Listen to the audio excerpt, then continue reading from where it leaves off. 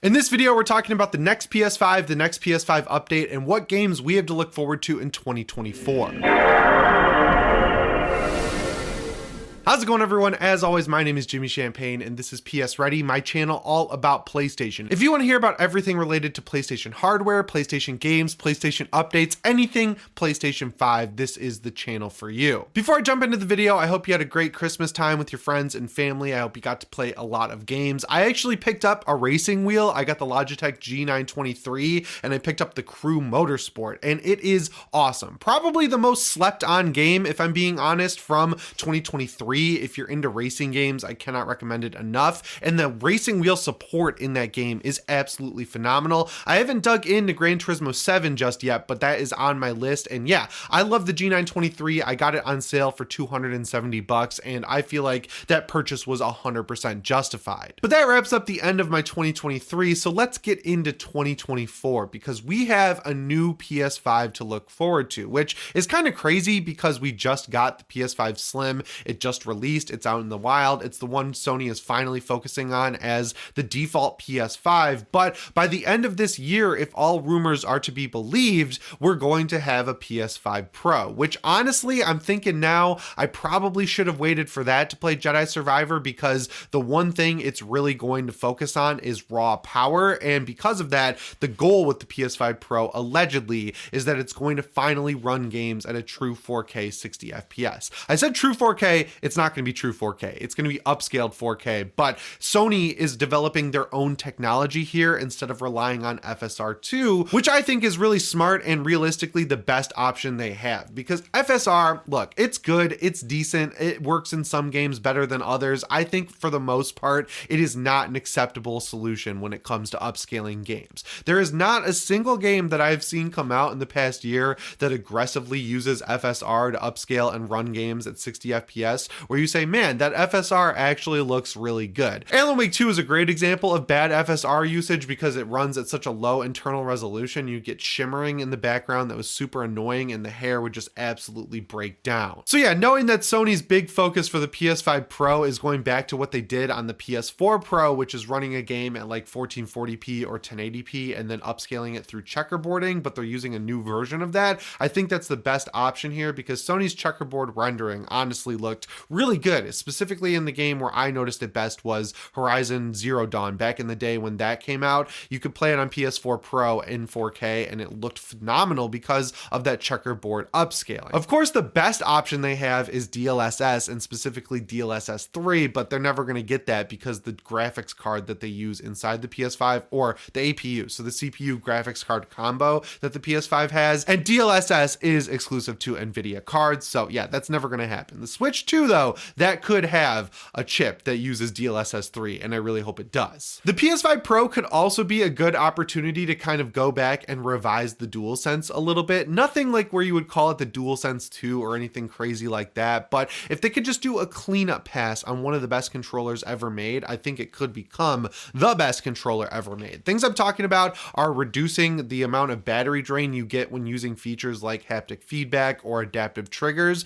Just increase not necessarily the battery size, but the efficiency of the controller overall in a way that you couldn't do with just a software update like the ones that you get through your PlayStation 5. I think that would really go a long way. Just anything they can do to increase battery life. Now, honestly, I didn't think it was really possible to increase the battery life as much as, I want them to, but the jump from the Steam Deck to the Steam Deck OLED, which largely is the same device, just with some small, meaningful hardware upgrades, that showed me that just by making simple changes to the hardware, you can get better battery life even without increasing the overall size of the battery by that much. Also, I think they could really juice up the reliability on the controller. I think if you compare the DualSense to the DualShock 4, the DualShock 3, it's really an example of a controller that, because of the upgraded technology, it has less reliability overall, specifically with the adaptive triggers. Those tend to fail pretty frequently for people just because, you're pulling against a motor, and just by doing that over and over again, I don't think it's unfair to say that that Sony should expect that to break down over time. So they probably have some really good telemetry or data that they've collected over the past 3 years or so of people aggressively using the DualSense controller. So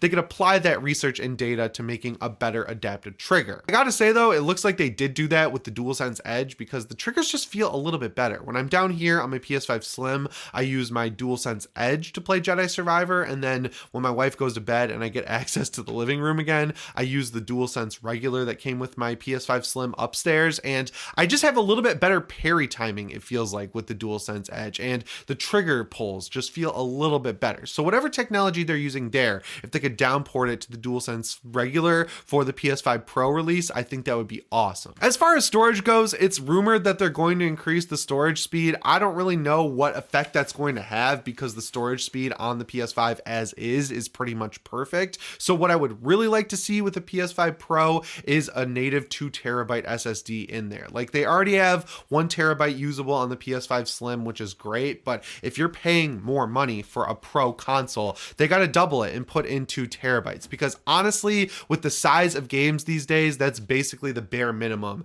that you really need for a console. Like, I say it all the time. If you got a PS5 or PS5 Slim for Christmas, you should definitely go pick up an SSD before you get any games, because you're going to run out of storage extremely quick. So yeah, I really hope whatever SSD changes Sony is working on for the PS5 Pro, those result in a 2TB SSD out of the box. And of course, they also have to leave in that bay for an extra SSD. You can get a 4TB SSD now for around like $250, which is what people were paying for 2TB SSDs just around a year ago. And yeah, having 6TB in your PS5, honestly, to me at least, sounds pretty cool. And as far as pricing goes, I think they need to target $550 to $600. I think that there's a real possibility this thing could cost $650, but I think that's just too expensive for this device. You know, a mid-gen refresh, knowing that Xbox's mid-gen refresh isn't happening, they're just going to do a slim version of the Series X that doesn't have a disk drive, and then in 2026 or 2027 release the true successor to the Series X.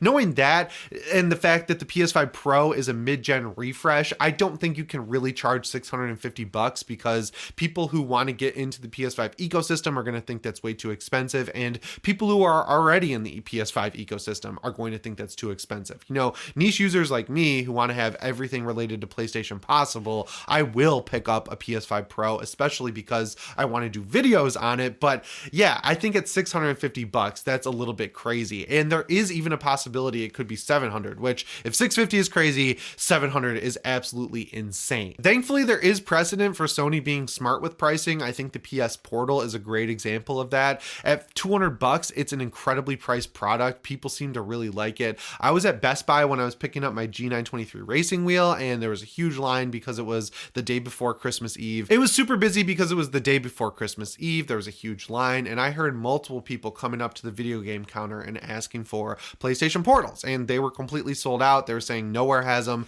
Target's out, Best Buy's out, online's out, and yeah, I looked online, you couldn't get them anywhere. So the $200 price point is perfect for what that product is. There, of course, is precedent on the other end of them overpricing things like the PSVR 2, which is $550, and the Pulse Explorer headset, which is $200, which after using that thing the entire Christmas break, I think that thing should be $150 max. So yeah, that's what I want from the PS5 Pro in 2024. I'd say the odds of this coming out are like 99%, and if it doesn't come out this year, that 1% margin of error, that's it coming out in early 2025. But yeah, I think we will be seeing the PS5 Pro this year. The next huge thing I think we have to look forward to in 2024 is more software updates for the PlayStation 5. Sony's been really good about doing one in the winter and one in the spring that brings along awesome new features, and you know, we're so far into the PS5's life cycle that they really don't have many features left. The first one that I want, and I think a lot of other people want, are themes. That's just so integral to the PlayStation experience, I think, because as someone who grew up with pretty much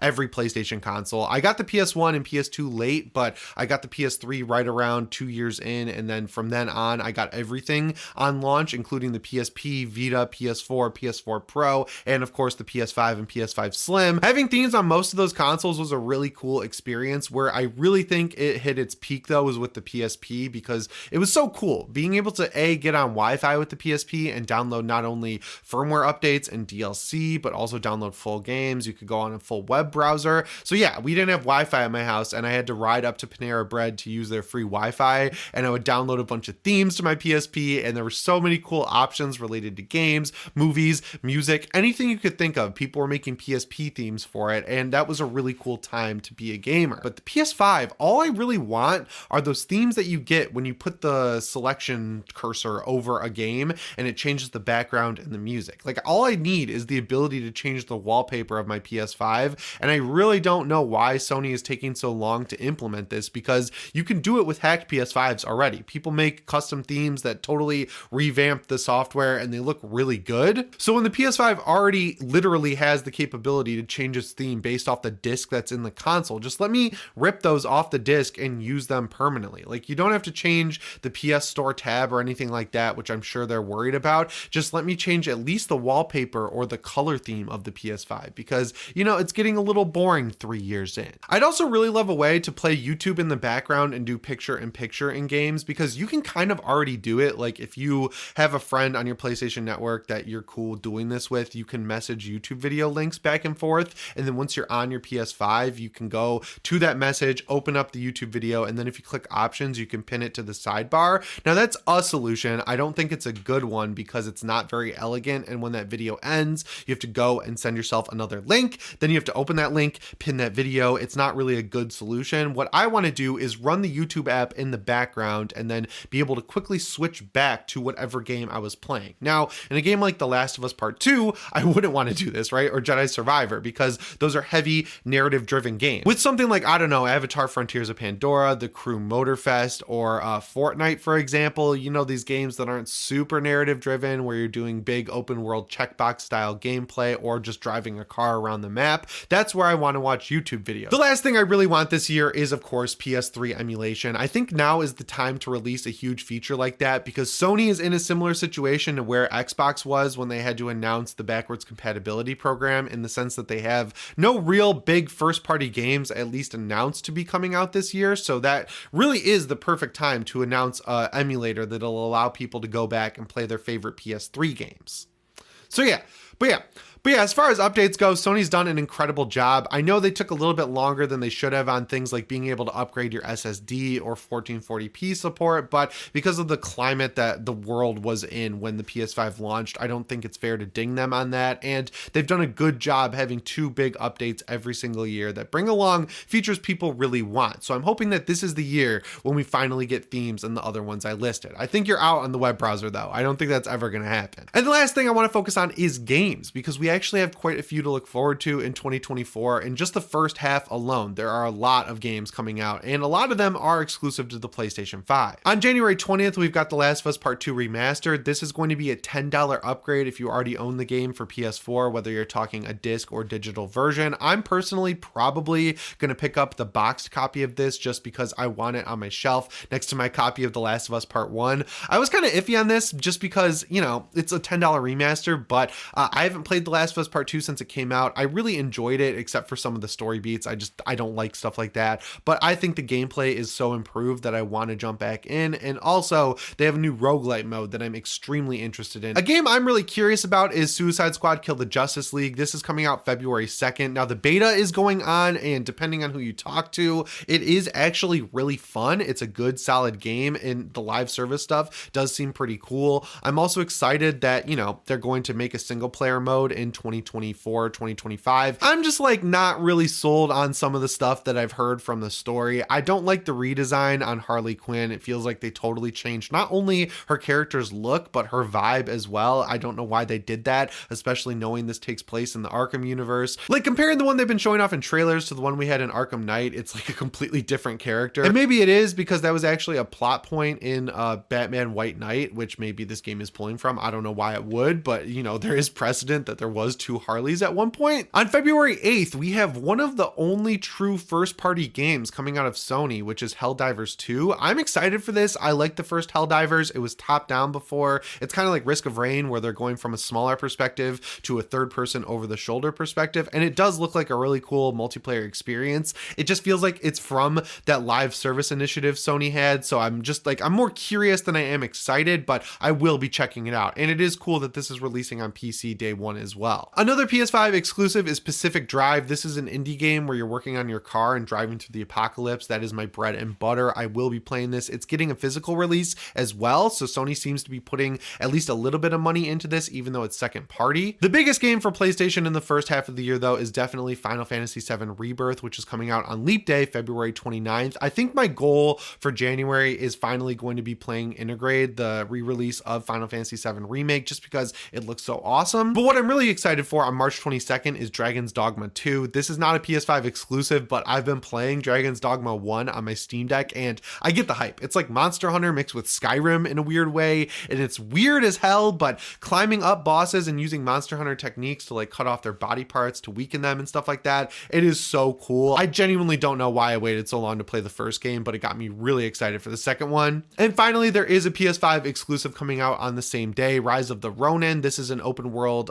Neo style game or Dark Souls style game that looks really cool. It is going to have a story and easy mode, so if you're not really into the whole brutal difficulty aspect of Souls games and you're more into stuff like Jedi Survivor, I think this game could be for you. So yeah, those are the biggest games coming to PS5 in the beginning of the year. There just really aren't a lot of solid release dates for the back half of the year, but I think Sony really needs to have a showcase in at least the first half of the year, like before March, to let us know what we should be excited for in 2024 and beyond, because the silence is getting weird, guys. Like, I get that Sony thinks they're at the top now so they don't have to talk to their customers, but it's been too long since we've heard anything from PlayStation. So yeah, that's what we have to look forward to for PlayStation in 2024. I hope you enjoyed this deep dive, and if you did, let me know in the comments below. As always, my name is Jimmy Champagne. I'll see you in the next one. Thanks for watching, and shape on.